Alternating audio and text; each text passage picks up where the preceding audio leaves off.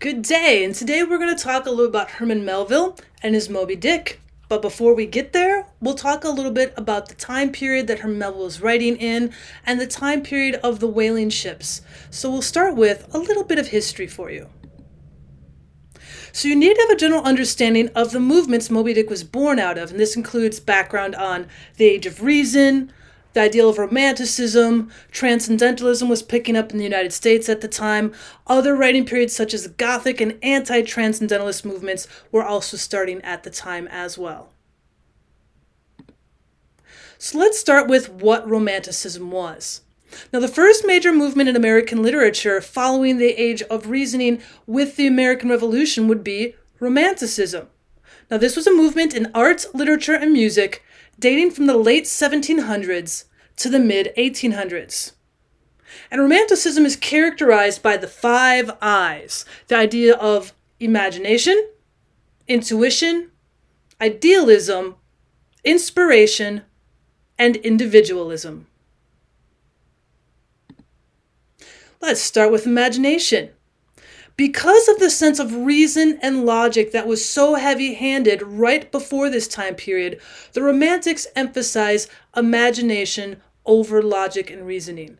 So this is a backlash against the rationalism of the Enlightenment period right before. Now, in the Age of Reason, people believed all truth and knowledge could be discovered by using reasons, logics, science, and maths. Next would be the sense of intuition. Romantics are going to place a high value on intuition, or their feelings, or their instincts, anything besides logic and reason. Emotions are going to be hugely important factors for tone in Romantic art and literature. Next is idealism. Idealism is a concept that we can make the world a better place. And Romantics believed that thought, our mind and spirits, makes the world the way that it is.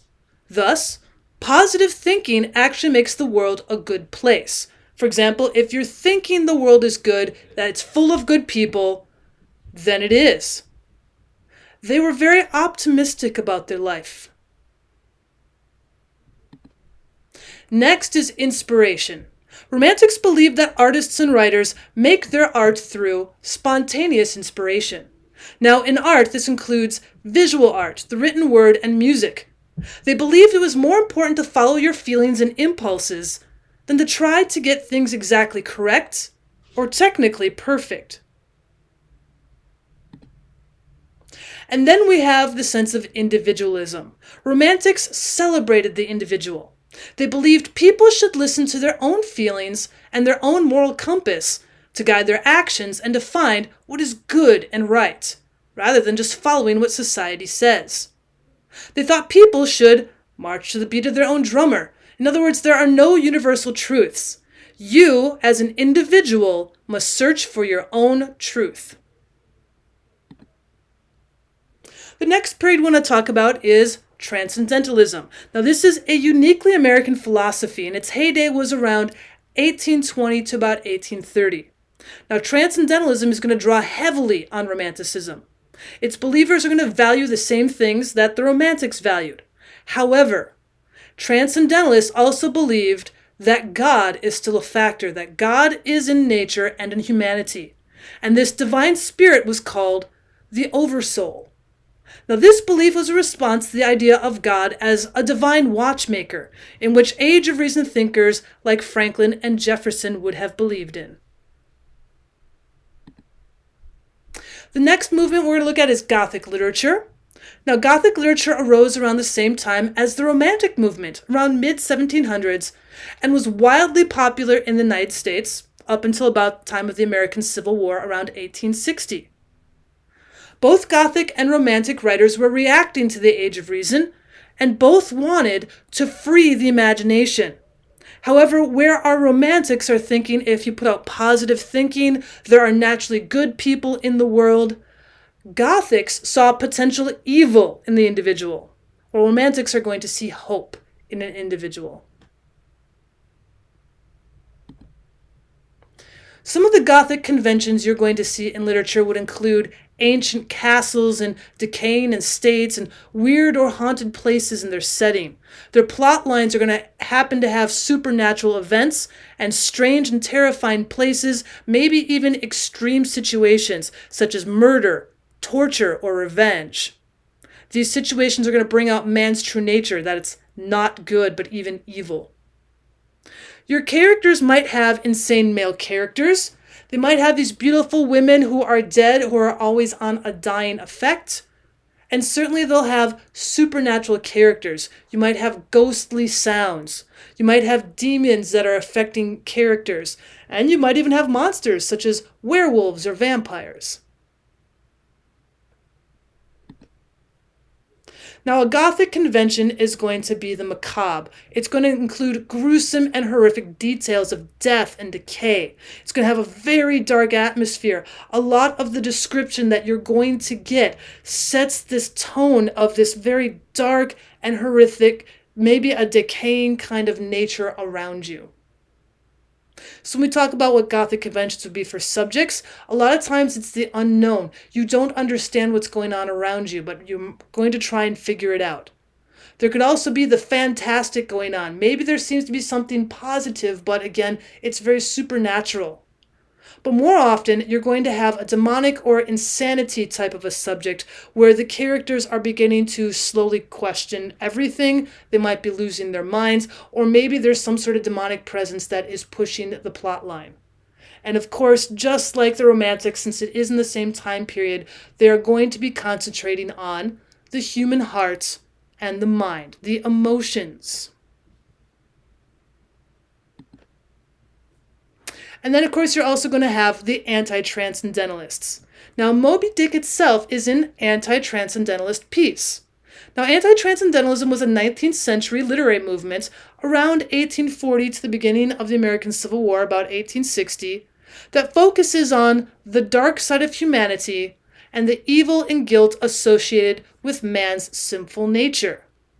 Now, it's very much similar to Transcendentalism, very much the part of the Romantic umbrella. But this time, instead of looking at the natural good in people, instead of looking at nature as a place to escape to, you're going to see the dark side of humanity and the evil and the guilt that is associated with it. Now, this focus is similar to the focus of Gothic writers. However, the Gothics used very specific conventions. They're going to use supernatural tendencies. They're going to use the macabre like murder and death. And they're going to use terrifying things like a decaying nature that are not necessarily found in anti-transcendentalist works. So then why did this anti-transcendentalist movement begin? Well, it began as a reaction to a perceived naivete and the unbridled optimism and idealism in the Romantics and the Transcendentalists. After all, every human being cannot have positive thinking all the time. You can't assume every human being is good and is looking out for others. It also challenges neoclassical or Age of Reason notions from before about the order and logic, just as the Romantic movement did. So anti-transcendentalists are still under that Romantic umbrella. Now, many scholars argue that anti-transcendentalism was born out of a human tendency to dwell on feelings of guilt and remorse over past sins. Now, additionally, writers were discontented with the ills of American society in the 1800s. The ideals of poverty, the mistreatment of workers, slavery was still quite a big deal, and the lack of women's rights. Here we had a new nation in which everybody thought was going to be the ultimate democracy on the planet.